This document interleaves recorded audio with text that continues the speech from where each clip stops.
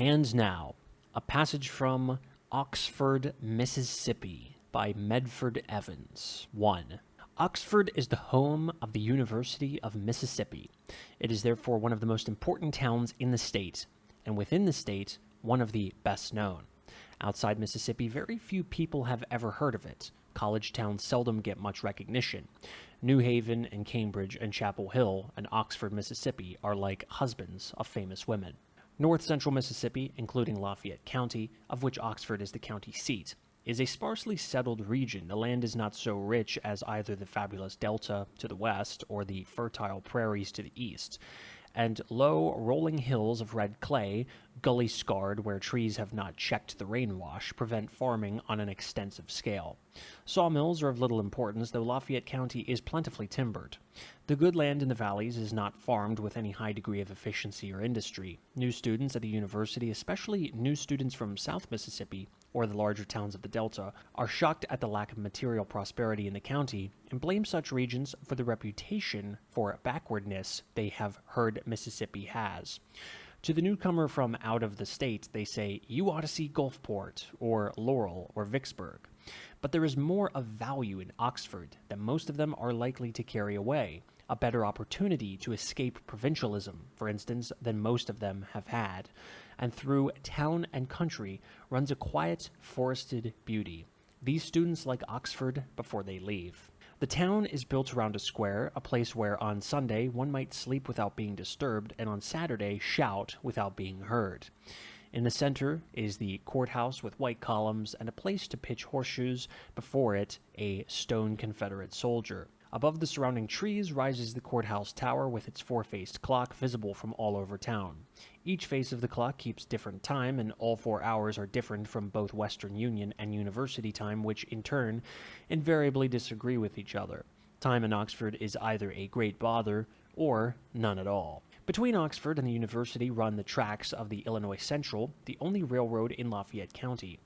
Campus and town are connected by a bridge over the tracks, which are laid here through the deepest cut on the line between Chicago and New Orleans, a cut made by slaves in the days when there were planter lords in the land to command slaves.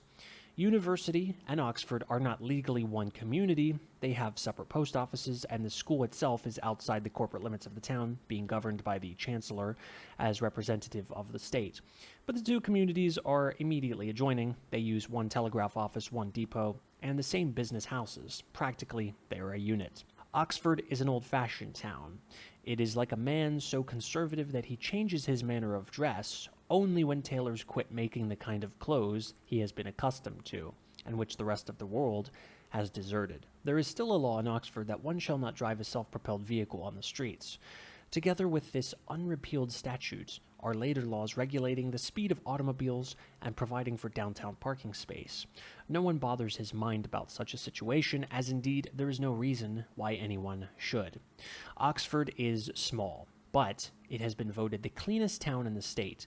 It has paved its streets and cared for its white school children. It holds up its head. 2. In 1835, Thomas Dudley Isom, 18 years old and a long way from Maury County, Tennessee, home, stopped on the present site of Oxford and decided to establish headquarters. It was 3 years since the Chickasaw Indians had sold this land to the government by the Treaty of Pontotoc, but there were still Indians about, and Thomas was going to give them mercantile advantages theretofore unavailable. He built the first store in the town. But this tall, red-headed youth, freckle-faced and spare, was not going to be a trader all his life. Perhaps this enterprise was just an adventure. Perhaps it was intended to make enough money to study on. At any rate, after about a year, he went back to Tennessee. Lafayette County was established February 9th, 1836. The Indians disappeared. Thomas' job was gone, and anyway, he wanted to be a doctor. But there must have been something attractive about the hills and forests where his had been the first mark of the white man. In 1839 he returned, a doctor now, ready to practice, and found Oxford an incorporated town with 2 hotels, 6 stores, and 2 seminaries of education. The sprig he had planted was prospering. He stayed to watch and help its growth. When he died in 1902, Dr. Isom had seen Oxford attain sound growth and assured longevity, if not great size. During Civil War days and the Reconstruction period, this saddleback doctor, picturesque individual, and a successful practitioner was one of the most important men in the county. He was prominent in the community until the end of his life. The most conspicuous political leader in North Mississippi before the Civil War was an early settler in Oxford. Jacob Thompson, already a member of Congress, moved from Pontotoc to Oxford about 1839. A North Carolinian by birth and education, he was quite a figure and was connected with considerable excitement in his day. After 6 successive terms in Congress, he declined renomination. Secretary of the Interior from 1857 till January 8, 1861, he resigned because President Buchanan, he said, had sent reinforcements to Fort Sumter without consent of the cabinet. The next day, Mississippi seceded from the Union. In 1864, sent by President Davis on a secret mission to Canada, he intended to release the prisoners of war at Camp Douglas, near Chicago, and to capture the city. But the plan failed, and he started back south. By this time, it was 1865, and before he got home, the report spread throughout the victorious part of the Union that he had instigated plots to burn northern cities and involved himself in the assassination of President Lincoln. The government would pay for his capture. It was not a time for explanation or defense. Thompson fled to Europe. When he returned to the United States some years later, political life for him was obviously out of the question. He moved from Oxford to Memphis and went into business. He was not bothered anymore until his death in 1885. Then the patriots of the North descended upon him in force. His sometime fellow citizen of Oxford, the Honorable L.Q.C. Lamar, then Secretary of the Interior in Grover Cleveland's cabinet, when he heard of his predecessor's death, ordered the department closed for the day and the flag above the building lowered to half-mast. The New York Tribune, together with other papers, went into a frenzy of despair, saying that now, 20 years after Lee had surrendered at Appomattox Courthouse, the Confederates had captured the capital at last. Nothing, it appears, was ever done about it. Oxford having been chosen as the site by an adequate majority of 1 vote, the legislature chartered the University of Mississippi and named its trustees February 24, 1844. The first trustees seem for the most part to have been of a high level of distinction. Particularly outstanding was J.A. Ventris, who received his education, we read, in the common schools of Wilkinson County, Mississippi, at the University of Edinburgh, the Académie de Paris, the University of Berlin, and who, as a brilliant scholar and writer, was in Berlin the German correspondent and assistant editor of the Revue du Monde. Truly a cosmopolitan and sophisticated figure for the virgin forests of Mississippi. The historical catalog states that at that time a virgin forest covered the present campus of the university. The first students arrived in 1848 to take possession of the buildings designed by William Nicol, London architect, and to harry the newly assembled faculty. Ideas of discipline in the minds of 40 were strict. Blood in the veins of 20 was high. It is not generally known that Mississippi, now relatively poor, had before the Civil War more wealth per capita than any other state in the Union. The students, for the most part, were sons of planters. They had played the crown prince all their lives. They brought personal attendants with them now, and often, the historical catalog reports, they did not realize the importance of work and study. The faculty did.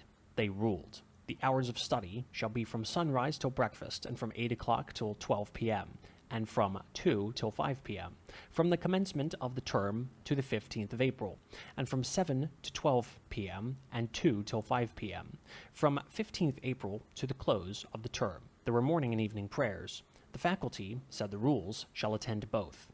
Further, at early candlelight the bell shall be rung, when each student shall be required to repair to his room and occupy himself diligently in his studies until 9 o'clock.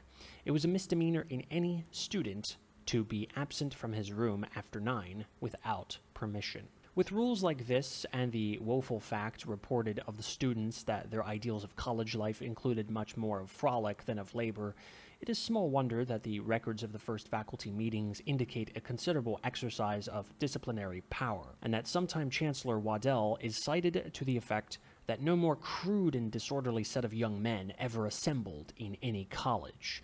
The grand old days of Southern chivalry come back when we read, "No student shall be expelled, but for giving, receiving, or bearing a challenge, acting as second or friend in any manner connected with a duel, for using or threatening to use any weapon in a quarrel, for gambling, or for the commission of some flagitious offense."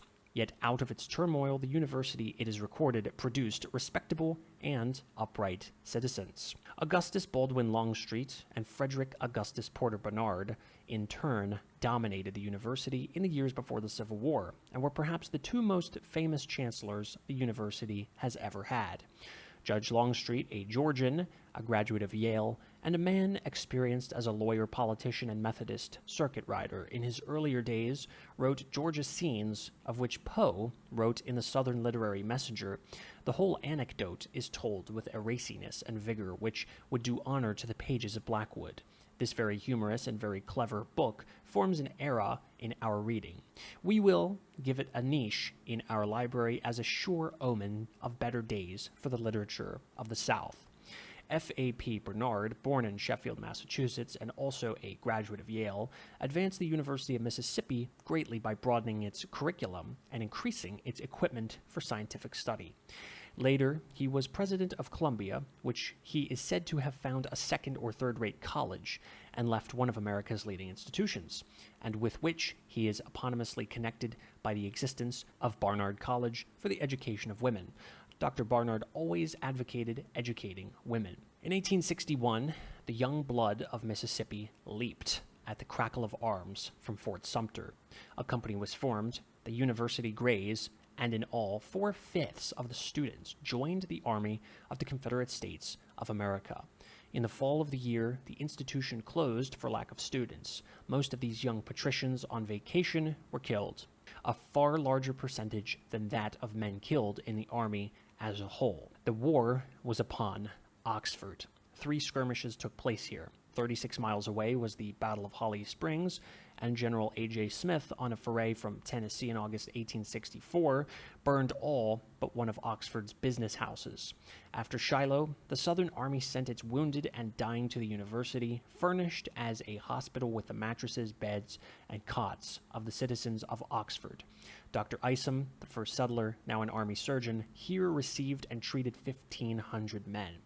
Later, federal troops used the same buildings, where General Grant found as wartime custodian a former friend, Professor A.J. Quinch of Minnesota, and Galena, Illinois, Latin and French teacher at the university. It is said that it was through Dr. Quinch's influence on the ground and Dr. Barnard's in the north that the university remained untouched when Smith came out of Tennessee toward the last of the war.